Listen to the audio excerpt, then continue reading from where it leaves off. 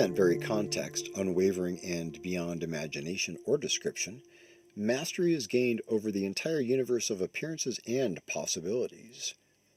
This is the vast dominion of the basic space of phenomena. If one abides in that domain, everything is Dharmakaya. With no wavering from this single, naturally occurring, timeless awareness, there is an unfabricated, timelessly ensured transcendence of effort and achievement. Given that the sphere of being, without any hard edges, is inclusive, everything just as it is encompassed within the expanse in which there is no differentiation or exclusion. Neither the realms of the 6 classes of beings nor even the pure realms of Buddhas exist elsewhere. They are the realm of space, the true nature of phenomena, given that they are of one taste in naturally lucid awakened mind. Samsara and nirvana are fully encompassed within the scope of awareness. In this treasury of the basic space of phenomena, the source of everything, nirvana is timelessly and spontaneously present without having to be sought. So within Dharmakaya, unchanging, non-referential, and infinitely extensive, the manifestation of the outer and inner universe is Sambhogakaya, and the natural arising of things like reflections is Nirmanakaya. Since there is no phenomenon that is not perfect as an adornment of the 3 kayas, everything arises as the display of enlightened form, speech, and mind. Moreover, without exception, the countless pure realms of the Sugatas arise from the very same source, mind itself, the expanse of the 3 kayas, the precious treasury of the basic space of phenomena. Longchen Robjam. Hello and good day. This is Darren Littlejohn. Welcome to the 12-Step Buddhist Podcast, episode 64, Free Yourself, and continuing with Practices of a Bodhisattva, number 22. But before we go there, I just wanted to comment on the reading. Mastery of the universe of appearances is a concept that you won't hear in recovery rooms. I don't think you'll hear it in Buddhist recovery rooms, but you'll hear it here on the 12-Step Buddhist Podcast because I'm the knucklehead who is doing this. This is my study and practice, which I share with you. It is a reflection that makes sense. I actually covered this in Compassionate Recovery because addiction is on a spectrum. Recovery too needs to be on a spectrum. So addiction is progressive. Recovery needs to be progressive. And we don't talk too much in recovery about getting to a level of personal or spiritual mastery, which is what I've laid out in Compassionate Recovery as the end game, as the end goal. If you're Buddhist, it's a goal without a goal without effort, a goal which cannot be attained with effort, which moves us right into practice number 22. All appearances are your own mind, and mind itself primordially transcends all mental fabrications. Knowing this is the precise nature of reality. To remain free from dualistic conceptions is the practice of a bodhisattva. So we may have to emphasize it a little bit differently. All appearances are your own mind. The mind that transcends itself is the mind that is able to jump back and see itself for who, for the nature, for the true, as it says. Knowing this is the precise nature of reality. Mind itself primordially transcends. So the primordial nature of mind, not mind, but nature of mind, is able to primordially, its nature is primordial, and there's an ability as a practitioner to understand this nature. This is Dzogchen teaching. I'm not the teacher of it. However, as a practitioner, we can understand this is very clear. To see everything as a reflection of mind, like this is just mind. I remember Venerable Robina, not in Dzogchen teachings, in Sutra teachings, many, many years ago, teaching, watch your mind. What did my Zen teacher, Joko Beck, teach since the early 90s? Label your thoughts. Observe your mind. But you're not just observing, you're observing in an engaged way, which was a very fresh perspective on Zen that she offered. Knowing the precise nature of reality is a tall order. We have a lot of tall orders in the Dharma, a lot of tall orders at number 22 on the 37 step. And I don't think that these are necessarily sequential in any kind of way, but if you did look at it this way, you could say this one is really kind of at the Ati Yoga perspective. To remain free from dualistic conceptions. To remain free means to not fall back. So on the Bodhisattva path of the 10 or 11 bhumis or levels or stages of consciousness to engage in absolute liberation, absolute freedom from attachment, to engage in the spaciousness of being, transcending the need to cut reality in half between subject and object, between me and the thing I accept or reject, and so on and so forth. So knowing this is the precise nature of reality, and to remain free. It is the same thing, really. To remain free of dualistic conceptions is to know the precise nature of reality, and vice versa. Mind itself, I don't like how it says mind itself primordially transcends. I would say the nature of mind, primordial nature. This is the teachings that I've received to say something like this. Primordial nature transcends all mental fabrications. In reality, you can just say that we see everything as a reflection and as a dream. Free yourself from the bondage of self. It says in the 12 steps, third step, free ourselves from the bondage of self. Abandon ourselves completely to God as we understand God. And in the essence of practice and teaching, without going into a theological or monotheistic labeling system, we can simply recognize the freshness of the moment, which completely transcends all need to grasp. How can we understand this? Well, that is the point of the teaching. And we engage in practices and we have a path. So when we're talking about how do we relate this to our recovery? The point I really want to make on it is that we can consider a level of mastery. As Longchenpa said in the beginning, mastery over the universe of appearances. Mastery over the universe of appearances. So to be on the Bodhisattva path and to be on this practice 22, to remain in non-dualistic awareness or remain free of non-dualistic conceptions, to notice them arising. We're not blocking it out. We're not pushing things away. We're not holding on and grasping. We can notice arising and passing. We also notice ourselves noticing it. Notice ourselves noticing ourselves noticing it. And noticing an infinite expanse which is beyond labeling, conceptual framework, however, is not separate from the magical display. And what's the magical display? It's, as one of my teachers would say, it's quote unquote, it's exactly the experience we're having. And so that's really interesting to have this idea that Buddha is not somewhere else. The first time I ever heard this or came across it, really, I think it was around 91. I was sitting doing some Zazen practice, reading Suzuki Roshi's Zen Mind, Beginner's Mind. It made such a mark on me. I made a mark on me with my first tattoo, I think, with the characters for Zen Mind, Beginner's Mind in Japanese, because, I even knew a CEO guy who capitalized on that and branded it that was his CEO brand, At any rate, without going into the McMindfulness of corporatization of things like this, in 1990, I wasn't having that problem. Marketing, I was just trying to understand how sitting is Buddha. And it was so impossible. I couldn't. There's no way to not keep trying. There's something about this that we know. And the reason why we know it is because, as Chuck C., old-timey AA speaker, used to say, what you're looking for, you're looking with. And part of where he got that was from the mind science movement of, say, the 20s. And, that methodology of, say, Emmett Fox and metaphysical Christianity, where we pull some of these things out. That's another topic. And, hey, guess what? I'd love to go into that. I could actually pull those out as a topic. I think when we finish the 37 practices, I'll do that.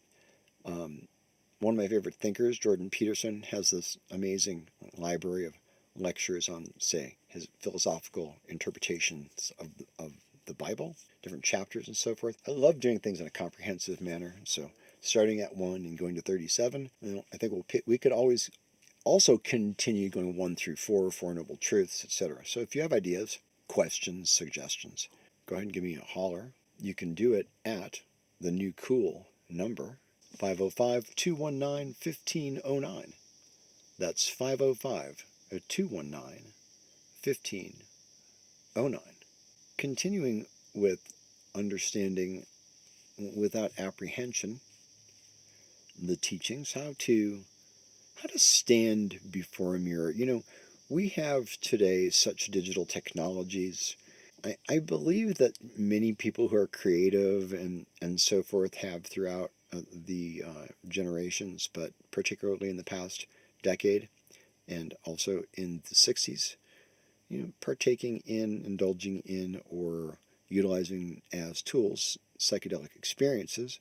And so I don't think it's a mistake that so much of our digital technology and movies and such is very, very trippy, very bright in color, very fantastical. And it really does capture a kind of a hallucinogenic perspective or a metaphysical or symbolic perspective, I suppose, at times, a lot of these stories. But not to go too off into that tangent. It's just that it's easy to kind of use some of the stuff you see in movies these days and so forth as a kind of an aid to visualization in some of these sorts of practices. All right. So, we can understand something if I give you this visualization, you can imagine yourself, first of all, okay, imagine a mirror. Okay, there's blackness of space. Okay, you're sitting on a stool. And there's a huge, Cinderella mirror on the wall, big full-length mirror, gilded golden frame, such and so forth. But the mirror has nothing reflecting. It's black. If there's no light, there's nothing reflecting. There's nothing there. The mirror is there. You can see the frame. The reflection needs something in front of it. So if we imagine ourselves in front of this mirror, eyes closed, knowing that the mirror is black, empty, without anything reflecting in front of it, without light. There's nothing reflective, but there is the essence, the essential nature of the mirror. So then we open our eyes slowly and we see this reflection, which we know is not us. We know it is a reflection. And so we have the same knowledge of everything in our phenomenal world, every experience, everything that you have. To take it out of Buddhistic language, exactly your experience, as my teacher would say. This moment is the symbolic experience of the reflection in the mirror. So we are reflecting something. What is, who is reflecting? Jump back. Take a look. Who is it? Who's asking? Who wants to know? So knowing this is the precise nature of reality, and how do I get there? It's a kind of a tall order, but if we want to just completely let go while maintaining present moment awareness, can practice getting into a state in which there's kind of no separation feeling between a me and a rest of totality of experience, but there's a transcendent moment in which the spaciousness, in which phenomenon has evacuated, in which phenomena is known to be but to not be, but not as solid mass, but to be as shimmering reflections. So it's like standing in front of that mirror and slowing down the frames of the video, where you can see the photons start to crackle and bounce off of the mirror. Bounce off of what? Bounce off of this empty blackness, the essence of the mirror, this absolutely pure, infinite, empty space that exists as it doesn't exist, as we also exist. So we're noticing this as the precise nature of reality without having like a panic attack about it, right? It's non-referential, as Longchenpa continuously guides us back to. All right, so how do we free ourselves? And this, I understand, is pretty intense, pretty heavy stuff, pretty, but it's no bullshit approach, right? So here's the thing. If I'm me and I'm trying to be self-reflective and look within and be in my recovery and try to be on my path of spiritual personal mastery rather than my path of addictive, hyper, mad dog self-destruction, being in a path of healing and liberating and trying to focus on others and develop compassion within myself, for myself and for others, all as tools. But then also kind of reflecting on this as kind of like a pond in the middle of a forest with no ripples. And there's no limit until we put a limit on it. Let me say that again. There is no dualistic concept until we fabricate. Say the teachings. There's a way to get there. We keep walking on the path. We keep doing our best. The point of it, in some traditions, they'll say, hey, have the long-term view. Don't even worry about that kind of stuff. Other systems will start there. Other systems will deny that this kind of idea exists. They'll say, oh, it's something else. It's only the words of the Buddha. It's only the word. Let me share something with you, all you guys who say that you're so pure and that you only follow the words of the Buddha. Okay, the Buddha is more than words. The Buddha's transcendent nature is beyond concepts or limitations. Therefore, there is no limitation to the way a Buddha would teach. Is there? Does your Buddha have limits? So when people say, no, I'm holding only to these Pali things and only these particular things of the monks, and that's the tradition they've held. Maybe they believe that. I don't know that they believe that, but in reality, there's an unbelievably expansive canon of Buddhist teachings throughout the world, and throughout dimensions, and tantras throughout dimensions. So the limitations are yours to have if you choose, as are all of these. And it's a limitation for me to see myself as anything more than fluid energy moving through space.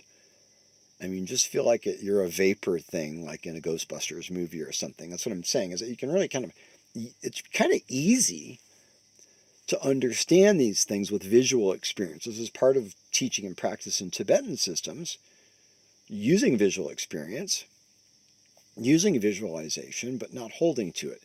Holding visualization up as saying, hey, I kind of know this is a magical illusion. I'm kind of throwing it up. I'm kind of dancing with it and playing around with it and making reality into, some things that I enjoy for fun and interest and development and evolution and hopefully benefit, for oneself and others. But it's a different approach than, I got to shut it down, lock it out, and block it off, which is really, it's a method, right? But it's not the only method. It's a method that we can use throughout the day on some aspects of our experience, whatever domain of addiction, attachment we may be in. So, when we talk about bondage of self and how to get free, we can understand that we're free from one thing, we're tied up in another thing, and it's a little bit of whack-a-mole on an infinite level. When we say something like sentient beings are numberless, I vow to save them all, you can try to apprehend that mentally, but it's not possible. However, if it's a mind that primordially transcends itself, or a mind that jumps back and reflects on its own nature, as if standing before the mirror that is empty, but will reflect. So all these things are happening in spontaneous awareness, in the moment of liberation. And what is that liberation?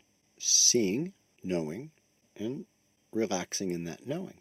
The freedom from bondage of self, and the way to free ourselves is to somehow get around the mind, have the mind get around itself to the point of it's so clear, like you've flipped the screen. It's like you've pulled back the curtain, but it's in the palm of your hand. That's why it's called free yourself. If you want to use these tools, you need to follow a path. You need to have techniques. You need to understand how to do these things. Understand that these are ancient Himalayan yogi techniques and so forth that have just, always been held in caves, but now, a different era. It's a different age. The crisis is upon us. The Kali Yuga is here. Now look around. Geez, don't get started. Global warming, fascism. Okay, I'll stop. To apply all this stuff to recovery, it's a path. You can dip in anywhere you want. If you look into compassionate recovery, you'll see that you can dip in anywhere. Read a little, do some of the practice, come back to it when you're ready. But don't ignore it. Don't open the book and feel overwhelmed, because you have to look in the mirror to transcend. In order to attain spiritual personal mastery, we need to stand raw and naked in the mirror and look at everything. Look up your own dark, nasty butthole emotionally. Look down your gullet into the bile of your own fear and panic and resentment. Right?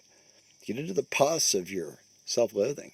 And it's only then that we can really abandon ourself, because this is ourself. There's all these levels and dimensions and aspects of our conception of self, which is really a fabrication. It's just a mind projecting, which we can see, we can get an awareness of, and we can use that to kind of build upon sort of a new framework, a framework that's free of the suffering from just relentless clutching and grasping, and like the rat in the cage during the Coke experiment, where he's just going to lay there lapping at the Coke bottle of cocaine, because that's where addiction. It's dose related. The more addicted you get, the more addicted you get. So when we do the practices that we have in compassionate recovery, and we understand the context of how we got where we are from our ACEs, or however our experiences got us into addiction, all exacerbated by ACEs, but going into an 80%-ish relationship there, very strong correlation. We come into this awareness of how we've come to this place, and what some of our capacities and limitations it may be due to some of these factors. We look at it honestly and truthfully. We reflect. It's not just 12 steps. This is a whole lot. I just started over. I've done 12 steps for decades. I just started over. Start over with a fresh review of this whole concept, right? We have the brain science. It's very clear to see. It's very obvious when we see how the pathways of dopamine and different things that we've discussed in the book, and then we use that as we repurpose. We use our mind, we use our tools to retrain our mind in such ways that not necessarily heal the exact same parts, but heal enough parts around, because the brain is super complex. And I'm not beyond the science to say, well, if you do this technique, it heals this. There's argumentation amongst all the scientists in terms of what's the real layout and mapping of the brain and so forth. The point is, there's enough to understand what we need to do about it. Right? So let's look at the practices of a Bodhisattva as a way to heal from our trauma and from our addiction, because Buddhism, because Dharma, which is what I've been saying since the 12-Step Buddhist in 2009, if you understand addiction, you understand the Four Noble Truths. At least you understand the first one, and you have the capacity to then move to the next ones, right? If you're a non-addict and you look at addiction from the framework of a Buddhist, you can understand your own attachments, even at levels that are not forming problem clusters for you at this time. Hence the spectrum of attachment-addiction. Does it make sense? Attachment-addiction. Did I get on a tangent? All right, let's get on with the day. Thanks for listening. Please buy Compassionate Recovery for yourself and a friend. Also, the 12-Step Buddhist is out there. And all these books are for you. I've got more on the way. Thanks for your questions, comments, and observations. Until then, peace out and namaste.